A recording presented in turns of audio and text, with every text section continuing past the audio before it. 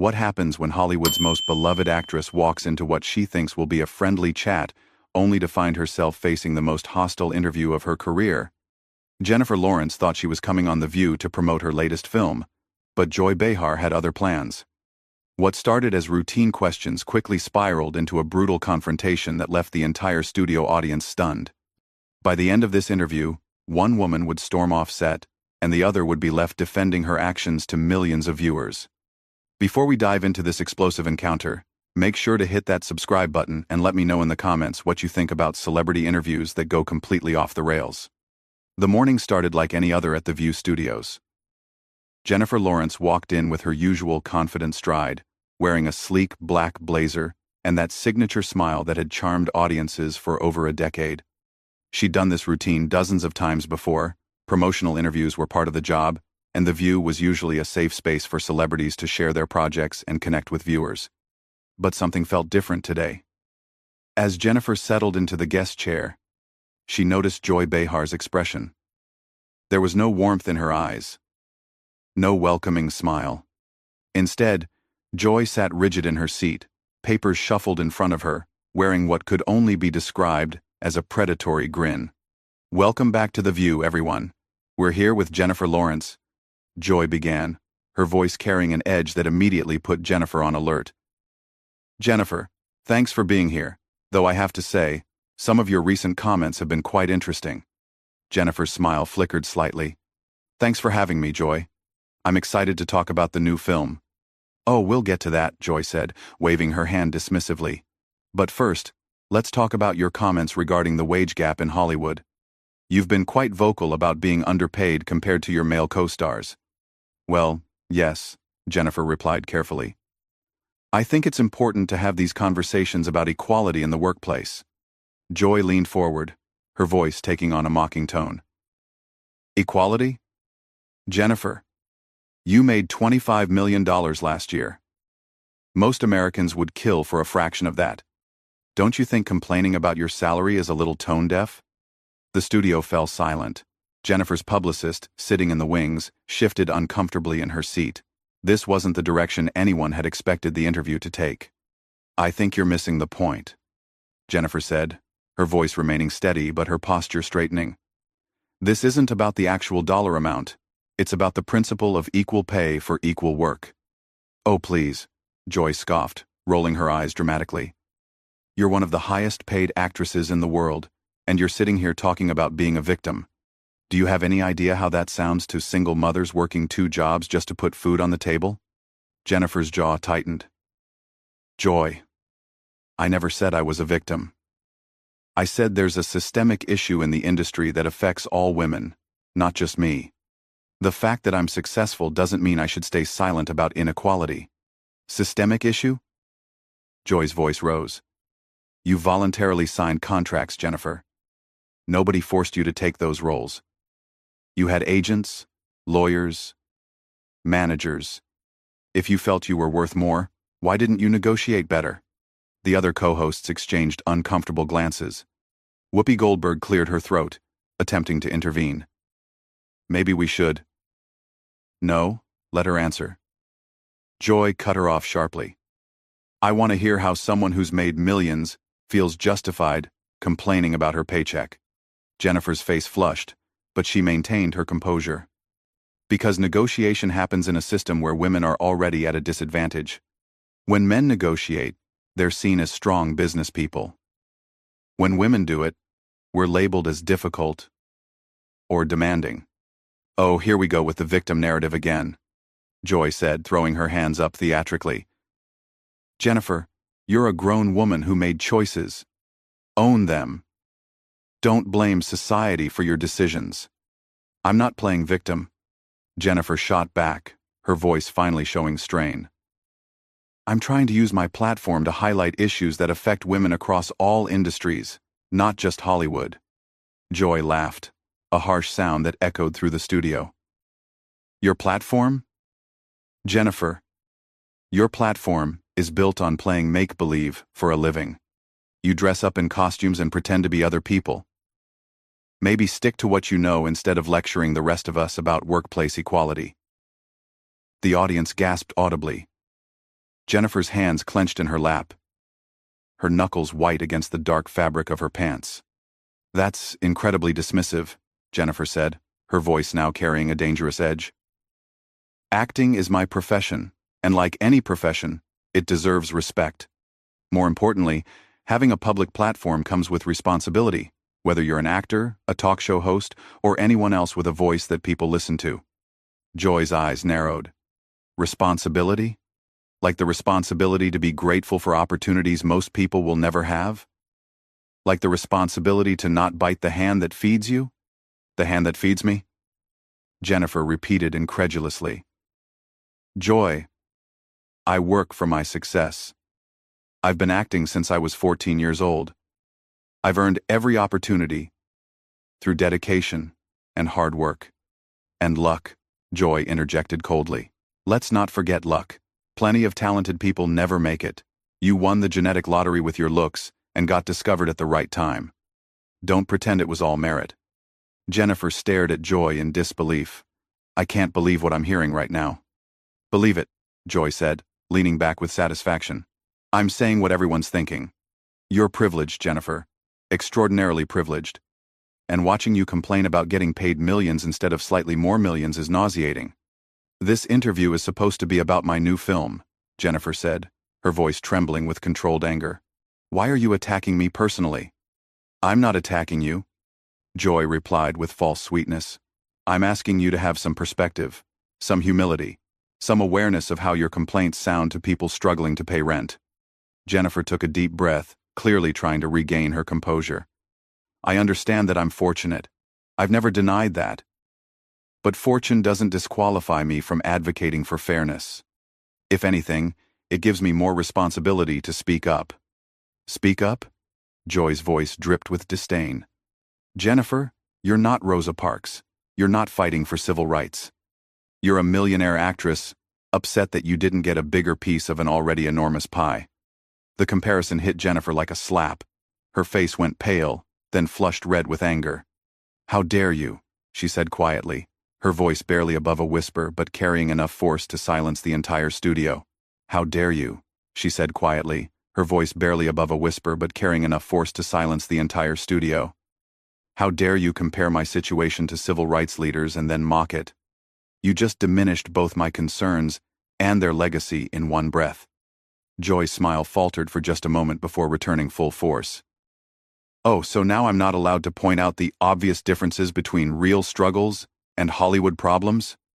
"You're allowed to point out whatever you want," Jennifer said, her voice growing stronger. "But don't you dare sit there and tell me what I can and cannot care about.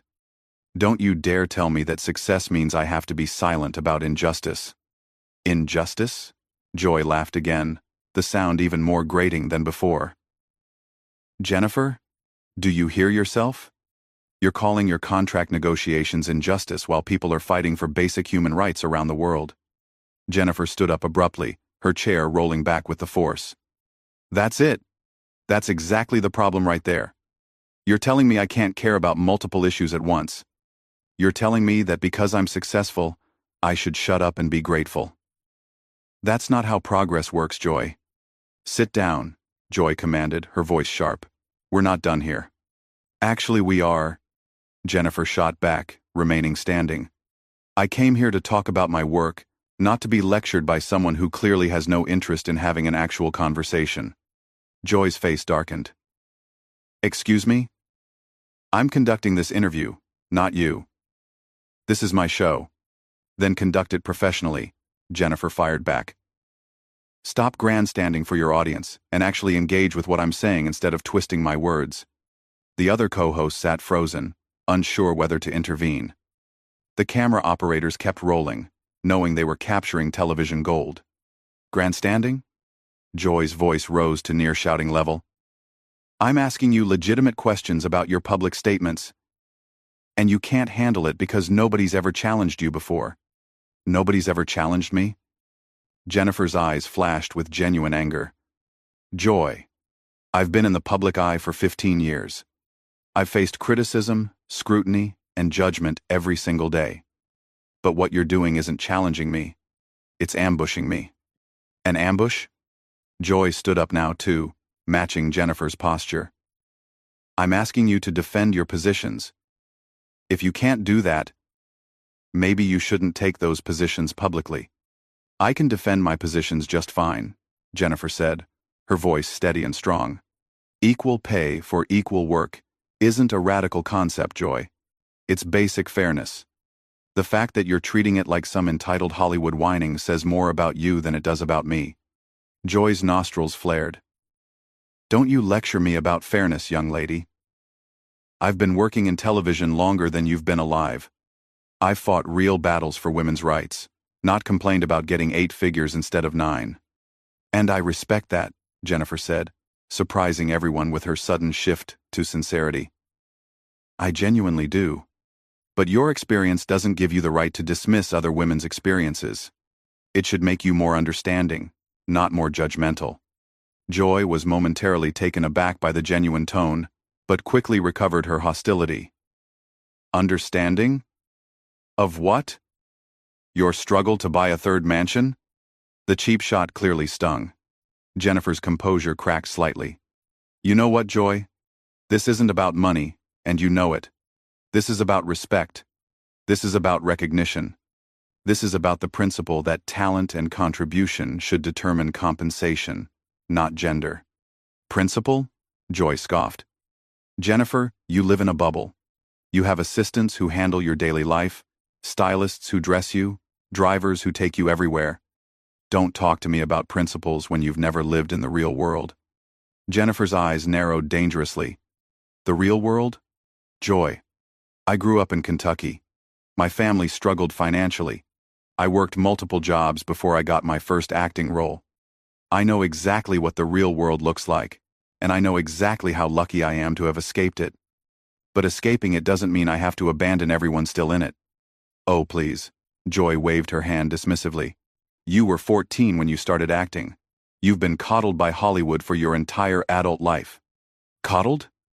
Jennifer's voice cracked with disbelief.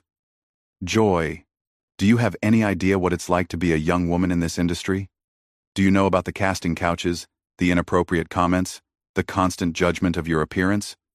Do you know about the eating disorders, the anxiety, the pressure to be perfect every single moment? Joy rolled her eyes dramatically. Spare me the sob story, Jennifer. Every industry has its challenges. You're right, Jennifer said, her voice becoming dangerously calm. Every industry does. But not every industry pays women 70 cents for every dollar a man makes. Not every industry has such a glaring, documented disparity that can be measured in actual numbers. Those statistics are misleading. Joy shot back. They don't account for different roles, different experience levels, different negotiating skills. Jennifer stared at her in amazement. Different negotiating skills? Joy, listen to yourself. You're literally proving my point. You're saying women are paid less because they're worse at negotiating, not because they're valued less. Maybe they are worse at negotiating, Joy said with a shrug. Maybe they need to learn to stand up for themselves instead of complaining after the fact. The studio audience began murmuring among themselves, clearly uncomfortable with Joy's comments. Even the production assistants were exchanging worried glances. Stand up for themselves? Jennifer repeated slowly. Joy, what do you think I'm doing right now? What do you think speaking out about pay equity is? It's exactly that. Standing up for myself and every other woman who's been told to just be grateful for whatever scraps they're offered. Scraps? Joy's voice reached a new octave. You call $25 million scraps? When my male co-star made $40 million for the same film? Yes, I do, Jennifer said firmly. It's not about the absolute number. It's about the relative value placed on our contributions. Joy shook her head in apparent disgust. This is exactly what's wrong with your generation, Jennifer. Everything has to be perfectly equal, perfectly fair. Life isn't fair. Business isn't fair. Deal with it. Life isn't fair, but that doesn't mean we should stop trying to make it more fair, Jennifer countered. That's literally the point of progress. That's why we have laws against discrimination. That's why we fight for civil rights. That's why people like you, supposedly, got into journalism in the first place. The barb about journalism hit its mark, Joy's face flushed red. "Don't you dare question my journalism credentials, you little princess." The insult hung in the air like a toxic cloud. Jennifer went very still, her expression shifting from anger to something much more dangerous. "Little princess?" she repeated quietly. "Did you just call me a little princess on national television?" "Little princess?" she repeated quietly. "Did you just call me a little princess on national television?" The studio went dead silent. Even the camera operators seemed to hold their breath. Joy realized immediately that she had crossed a line, but her pride wouldn't let her back down. "If the shoe fits," Joy said defiantly, though her voice lacked its earlier confidence. Jennifer took a step closer to Joy's desk, her voice dropping to a whisper that somehow carried more menace than any shout could have. "Let me tell you something about this little princess, Joy. This little princess has worked 18-hour days since she was 14 years old. This little princess has dealt with anxiety so severe she couldn't leave her house some days. This little princess has had grown men comment on her body since she was barely legal. This little princess has been called difficult, demanding, and ungrateful for asking for the same treatment her male colleagues receive without question." Joy shifted uncomfortably but tried to maintain her defiant stance. "Everyone has problems, Jennifer." "You're right," Jennifer continued, her voice still eerily calm. "Everyone does have problems. But not everyone has the platform to address them. Not everyone has the privilege of being heard. So when someone like me speaks up about inequality, it's not whining, it's responsibility." "Responsibility to whom?" Joy challenged, though her voice was noticeably quieter now. "To every young actress who will come after me," Jennifer said, her passion evident despite her controlled tone. "To every woman in every industry who's been told to be grateful for less. To my younger self, who signed contracts without understanding her worth because nobody taught her to know better." Joy attempted to regain control of the interview. "Look, Jennifer, all I'm saying is that perspective matters, context matters." "Context?" Jennifer's voice finally rose again. "You want context, Joy? Here's some context for you. While you're sitting here attacking me for speaking out about pay equity, there are actresses right now, sitting in meetings with producers, being offered a fraction of what their male co-stars make. And they're staying quiet because they've watched interviews like this one, where successful women are torn down for daring to ask for equal treatment." "That's not what I'm doing," Joy protested weakly. "Isn't it?" Jennifer challenged. "You just called me entitled, ungrateful, privileged, and a little princess for having the audacity to say I deserve equal pay for equal work. How is that not tearing me down?" Joy looked around the studio, suddenly aware that the audience, her co-hosts, and even the production staff were staring at her with expressions ranging from disappointment to disgust. "I'm just trying to provide balance to the conversation." "Balance?" Jennifer laughed, but there was no humor in it. "Joy, there's a difference between balance and hostility. There's a difference between playing devil's advocate and personal attacks. You've spent this entire interview trying to diminish my concerns instead of engaging with them." "I have engaged with them," Joy insisted desperately. "I've asked you tough questions." "No," Jennifer said firmly. "You've made assumptions about my character, dismissed my experiences, and mocked my concerns. That's not journalism, Joy. That's bullying." The word bullying seemed to hit Joy like a physical blow. "Bullying? I'm not bullying you. I'm challenging you." "You're challenging me?" Jennifer's voice was incredulous. "Joy, you've called me tone, deaf, entitled, lucky, privileged, ungrateful, and a little princess. You've mocked my profession, dismissed my work ethic, and minimized my experiences. You've compared my advocacy to complaining and suggested I should just shut up and be grateful. If that's your idea of challenging someone, I'd hate to see what you consider an attack." Joy opened her mouth to respond, but no words came out. For the first time in the interview, she seemed genuinely speechless. Jennifer pressed her advantage. "And you know what's really sad about this, Joy? You're a woman. You're a woman in media, an industry that has its own issues with gender equality. You should understand better than anyone what I'm talking about.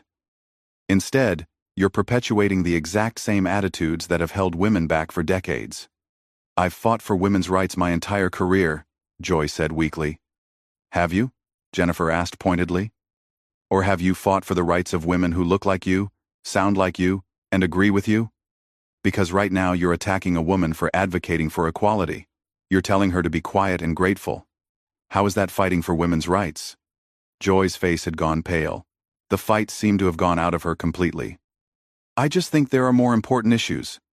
More important to whom? Jennifer demanded. More important than equality? More important than fairness?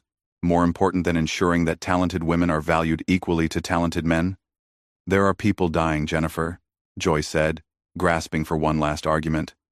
There are wars, poverty, real injustices happening. Jennifer shook her head in disbelief. Joy, do you realize what you just did? You just used the existence of other problems to dismiss this problem. By that logic, we should never address anything unless it's the single most important issue in the world. That's not how progress works. That's not how society improves. Joy stared down at her desk, unable to meet Jennifer's eyes. Jennifer's voice softened slightly, but remained firm. I came here today excited to talk about my work, to connect with your audience, to share something I'm passionate about. Instead, I've been subjected to an interview that felt more like an interrogation. You've questioned my character, my motivations, and my right to speak out about issues that affect millions of women.